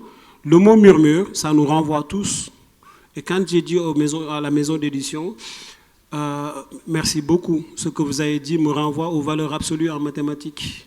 Vous voyez, une valeur est absolue en maths que quand il est dans le crochet. Vous enlevez une valeur dans le crochet en mathématiques, elle peut être négative ou positive. Eh bien, c'est comme ça mes paroles, mes mots, mes propos. Quand je le sors, quand je le garde en moi, elle est absolue. Mais quand je le sors, ça devient relatif. Que vous compreniez le mot murmure comme quelque chose de péjoratif, c'est normal. Mais ce qui est anormal, c'est de me demander d'enlever une partie de mon âme parce que vous l'avez voulu, parce que vous voulez vendre, parce que vous avez... Non, ça je ne fais pas. Okay? Pour moi, le mot murmure renvoie à tout un chacun de nous. Moi, je me rappelle de mon enfance. Ma mère, elle n'a pas besoin de parler. Il suffisait tout simplement qu'elle me regarde. Je sais ce qu'elle voulait. Et nous avons tous connu ça. Il y a des choses, il n'y a pas besoin de parler. Et l'éducation passe par ça. Et quand Sahib Youssouf dit à sa femme, Akrimi Mathwahu, donc c'était allusion à ça. Tu n'as pas besoin de parler en disant à l'enfant, fais ça. L'enfant, il y a plein de choses, juste agis. Et il va suivre. Donc, quand elle me regardait et qu'il y avait des invités à la maison et que je sais, juste par un coup de regard, je sais qu'est-ce qu'elle voulait. Et c'est ce mot que je voulais mettre ici en avant. Et mon papa disait, seuls des tonneaux vides font du bruit. Tu n'as pas besoin, quand tu veux que ta voix porte, tu n'as pas besoin de hurler. Il suffit juste avec le silence, avec un regard, avec un acte, tu peux marquer. Donc c'est un peu intergénérationnel de ce mot murmure, en fait, avec les mots, avec les valeurs absolues que je voulais creuser parce que c'est ressorti beaucoup de fois. Et l'image, comme il a dit, l'arbre, vous avez vu, j'ai choisi le chêne comme arbre. Vous avez deux types d'arbres, en fait, qui ont ces prérogatives dans le monde végétal. Vous avez le baobab, qui a un certain enracinement, qui peut vivre jusqu'à des siècles, le baobab, et le chêne aussi. Et ça, l'être humain doit faire attention à ça. Et ça, j'invite à chacun de méditer profondément. Qu'est-ce que je veux dire par là? Vous voyez cet arbre-là, qui est le chêne, qui est le baobab, c'est le seul arbre où les racines sont comestibles, les écorces sont comestibles, les feuilles sont comestibles, et les fruits aussi. Tout l'arbre, en fait, est comestible. Deuxième chose, c'est la taille du baobab qui est en haut, il est relativement équivalent aux racines qui sont enfoncées sur terre. Mais c'est ce qui fait sa force. C'est ce qui fait l'enracinement du baobab. C'est ce qui fait que le baobab il est costaud. C'est ce qui fait que le chêne est costaud. Ça veut dire quoi?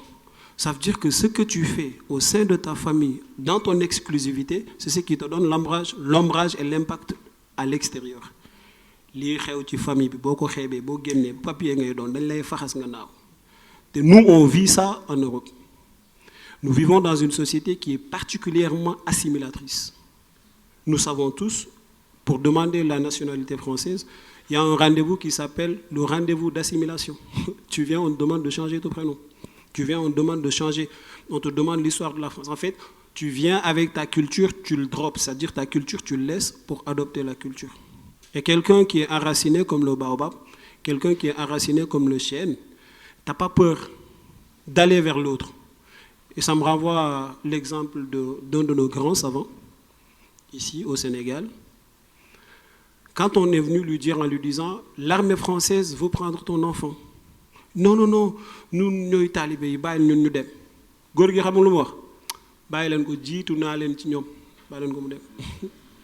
Donc, nous, parents, aujourd'hui, c'est peut-être, mais cette assimilation n'est pas uniquement française. Mais même ici, aujourd'hui, la colonisation nous suit, même chez nous, le téléphone, nous sommes tous assimilés. Je peux multiplier les exemples, mais je ne vais pas m'éterniser sur ça. Même nos parents qui ont mis des enfants là-bas au monde, on les appelle d'hommes ou filles. Ça veut dire que la colonisation est vraiment profonde. Et on ne fait pas attention à ces détails. Daara ja tey dama gis benn darab boo xamante ni parce que dama yor benn daara fii comme Mouhamed Ba ak sama benn xarit xale bi benn drap ak ay image tubaab ñoo ci nekk tu vois. Donc particulièrement on les influence même dans nos endroits où on est censé impacter l'enfant. Donc c'est très fort. Lan mooy renverser tendance bi mooy enracinement bi may wax ci image garab gi. D'ailleurs ci baatu wolof le mot garab c'est la seule langue où la manière dont il est garab, c'est de la même manière il est aussi médicament. Garab là, puis garab moi médicament. Le mot garab veut dire médicament, le mot garab éventuellement veut dire arbre. Donc en partant de ce postulat, si nous voulons impacter le monde, apporter quelque chose de lumineux au monde, il faut être enraciné. Une fois que tu es profonde sur terre et sur tes valeurs, sur ta culture, tu t'ouvres aux autres. Donc ça c'est le mot de pourquoi murmure, pourquoi l'arbre, pourquoi s'asseoir aussi de façon face à l'arbre, c'est-à-dire les gens vont parler.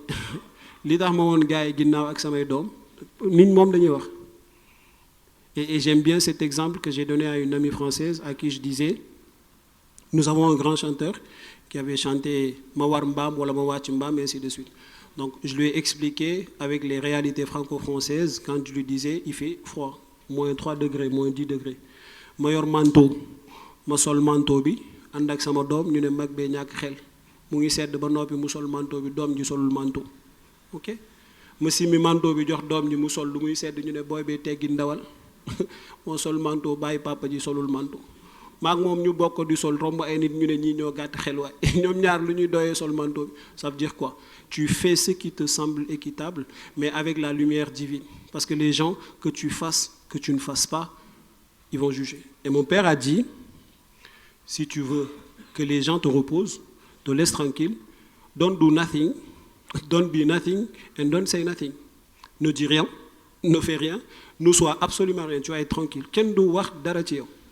Donc, d'où le fait de montrer le dos en lui disant, en écrivant sur le dos, je m'en tape littéralement de ta vie. Dès l'instant où borom bi mu ngi may gërëm ci limay def, c'est pas grave, ay hasanat lay fagu di dem. Li ci dess mom ay détails. Inchallah. Donc, et l'autre chose, j'aimerais insister sur le, il y en a quelqu'un qui a intervenu sur l'Empire ottoman quand il parlait de Atatürk. Atatürk, barakallahu fikum. Et cet exemple, je veux qu'on ramène avec nous. Quand l'Empire ottoman a atteint sa sommité, son apogée, nous avions en fait un sultan qui s'appelait Muhammad al-Fatih. Les Turcs l'appellent Muhammad al-Ghazi. Et le prophète avait prédit, à l'époque où il vivait, en disant qu'une personne, la personne qui va prendre Constantinople, comme j'ai des professeurs d'histoire géo ici, Constantinople, à l'époque, c'était Rome et Constantinople qui se sont divisés en deux. L'empire chrétien s'est divisé en deux, Amnunek Occident, Amnunek Orient. Donc Orient, c'était Constantinople. Constantinople, le prophète avait prédit que les musulmans vont prendre cette partie. Et le général qui va être, c'est un excellent général avec une armée exceptionnelle. Et cette personne qui a matérialisé ces rêves du prophète, son papa, à un moment donné de ses fonctions, s'est rendu compte qu'il ne peut plus éduquer l'enfant. Il a pris un grand cheikh Mourabbi qui s'appelle Aq Shamsuddin pour éduquer l'enfant, en lui disant « Domi, amul sens interdit. Je veux nga yaral ma len parce que awma jot. Loolu la Mohamed Ba ak ñu melni Mohamed Ba di def. Yor fi ay internat yoo xamanteni dañuy galvaniser xale yi xamal leen ni borom bi dafa exister ba noppi nga dund ak sa environnement de façon à ce que da ngay équilibrer. Donc mu jël ko indi ko kër ga. Aq Shamsuddin interagissait avec les enfants de la façon la plus noble. Il a impacté l'enfant en appliquant le verset Akrimi mathwahu. Et Aq Shamsuddin, c'était quelqu'un de particulièrement noble. Xam nga mag kilifa doo ko fekk ci lu ñàkk fayda te xale boo ko yaree ci lu mel noonu rek day am ki borom kilifa lay doon. Et Mohamed Fatih, il était comme ça. Il a observé, il a vu que ce gamin-là, c'est lui qui va être le futur sultan de son papa. Il a tout fait et il voulait l'enseigner. Il voulait enseigner à ce gosse-là c'est quoi l'injustice. Un jour, il le prend, il le roue de coups. Mu dóor ko ba muy bëgg a dee. Jour boobu lañ ko gisee mu dem yoonam. Plus tard, quand Mohamed Fatih est devenu sultan, il a, Inch'Allah, vous allez en Turquie, il y a une mosquée qui s'appelle la mosquée bleue, Anna Sophia. C'est lui qui l'a construit. Il l'a construit via un chrétien qui s'appelle Spillanti. Donc ils avaient cette particularité aussi de travailler avec les chrétiens de façon noble. Moins ouverture d'esprit. J'ai pas peur de travailler avec toi différent de moi en religion, mais parce que je suis ancré dans mes valeurs, comme tu l'es aussi. Et c'est comme ça qu'on bâtit le monde. Donc une fois qu'il a construit cette mosquée et tout, donc un jour il va appeler Aq Shamsuddin, il va lui dire mes frères et les gens se moquent de moi parce que tu m'avais tapé et je ne sais pas la raison de pourquoi tu m'as tapé. Et vu que je sais que tu es quelqu'un de noblissime, tu ne fais jamais au hasard, j'aimerais que tu expliques à l'Assemblée pourquoi tu m'as tapé. Il les a dit, je savais pertinemment qu'un jour que tu allais être à cette place. Et la chose la plus horrible que je voulais t'éviter, c'est l'injustice. Et le prophète sallallahu alayhi wa sallam nous enseigne dans un hadith que l'invocation de quelqu'un qui a subi l'injustice, entre cette personne et Allah, il n'y a pas de barrage. Une fois que la personne dit Allahumma, ça tombe directement sur toi. Et pour te protéger de tout ça, il fallait que je te fasse subir l'injustice. Demain, si toi, tu vois parmi tes sujets quelqu'un qui subit l'injustice, tu vas aller à son secours sans réfléchir. Il a dit, Wallahi, mon père, j'ai compris la leçon et j'ai assimilé. Donc c'est comme ça on éduquait à l'époque ces gens-là. Et je finis par... Vous voyez tout ça, ça c'est des constats. Et sortons de cette salle en te disant, comment je me suis dit que mes enfants vont grandir en France. Et ces personnes aussi, ils sont censés interagir avec une éducation que moi je trouvais bancale. Quand mes parents ont voulu que j'enseigne, que je devienne quelqu'un de particulièrement important, ben, ils m'ont pris dans le village, je viens de Saraya. Ils m'ont amené en capitale. Ils ne se sont pas limités à ça, ils m'ont amené en France. Donc il y a quelque chose de bon en France. Il ne faut pas tout jeter à la poubelle. Et cette chose qui est magnifique en France, il faut voir comment on peut l'améliorer. Dire que l'éducation française est nulle, c'est ne pas être propre intellectuellement. Il y a quelque chose de particulièrement bon et il faut être honnête. La chose qui est bon, il faut le conserver. Ce qui n'est pas bon, à beau critiquer, il faut proposer quelque chose. Ben, d'où proposer ce livre. En disant aux Français, je reste un Sénégalais, noir de peau, qui a voyagé, qui a compris le monde de la façon la plus, je pense, noble. Mes enfants vont aller à cette école. Et cette école-là, si elle est magnifique, c'est mon école. Comment peut-on améliorer ça ensemble? Je vous propose quelque chose qui, de ma religion, de ma culture, qui potentiellement peut aider. Vous allez voyager à travers le livre dans le monde entier. Je parle de Seattle. Je parle de Tuvalu. Tuvalu, c'est la deuxième ville la plus petite au monde après le Vatican. Je parle en fait de Portugal. Je parle du monde entier en disant qu'on ne peut pas éduquer un enfant en faisant fi de sa culture. Quand tu prends tout ça dans son ensemble, tu vas voir qu'au-delà de ça, parce que la société française aussi critique un peu les femmes seules, ou ils mettent en valeur les femmes seules. Donc, je prends des femmes seules avec une particularité de compréhension profonde de la famille en mettant en exergue, parce qu'avec le tutorat, j'ai compris un peu les... Donc, par rapport à ça, en proposant ça, en disant, et je reste convaincu, et je vous le dis ici, j'en prends Allah à témoin, d'ici 10, 20, 30 ans, ce livre ou d'autres livres vont inspirer l'éducation, que ce soit française ou mondiale, pour qu'ils comprennent que on ne peut pas éduquer un enfant en faisant fi de sa culture, en lui disant « Baye li nga yor, nga ñëw ci sama andu, lool mënul and ». Donc voici en quelque sorte ce que je voulais ramasser de façon globale. Et je ne peux pas finir sans vous dire merci du fond du cœur. Franchement, merci beaucoup. Merci beaucoup. Hein? Le prix, c'est 6 000 francs, je pense. Ouais, 6 000 francs. Est-ce que vous avez prédit l'ouvrage de façon électronique? Oui, vous l'avez en Kindle sur Amazon. Oui, ça, je peux vous... Oui, en scannant ce QR code, vous avez les librairies où c'est disponible, là. Vous avez Scène Librairie et des trucs en France, Amazon et les deux Georges. Georges, il y a une belle librairie en France qui s'appelle les deux Georges. Et qui vendent le livre. Ouais. Donc, oui, c'est un peu comme ça. Et Dieu merci, le mois d'octobre, j'étais venu, j'ai eu l'occasion de faire une émission avec Sada Khan, avec toutes les... Donc, d'ailleurs, je suis revenu sous l'invitation de l'Institut africain de management pour rencontrer leurs étudiants. J'ai eu une rencontre belle et enrichissante avec l'ISM de Dakar, celui de Mbour Masnobé, qui est représenté par Amina, qui est là avec nous, Dado Kamara. Elle n'a pas voulu m'inviter à l'ISM de Mbour. Je me suis énervé, du coup, j'ai fait celui de Dakar et de Thiès. Voilà, j'espère que les prochaines fois, elle va prendre le devant pour que ces directeurs techniques se bougent un peu. Un clin d'œil à eux, c'est ma fille, sa maman, c'est ma sœur, donc je leur remercie aussi particulièrement de leur présence. Merci à vous. Merci à tout le monde.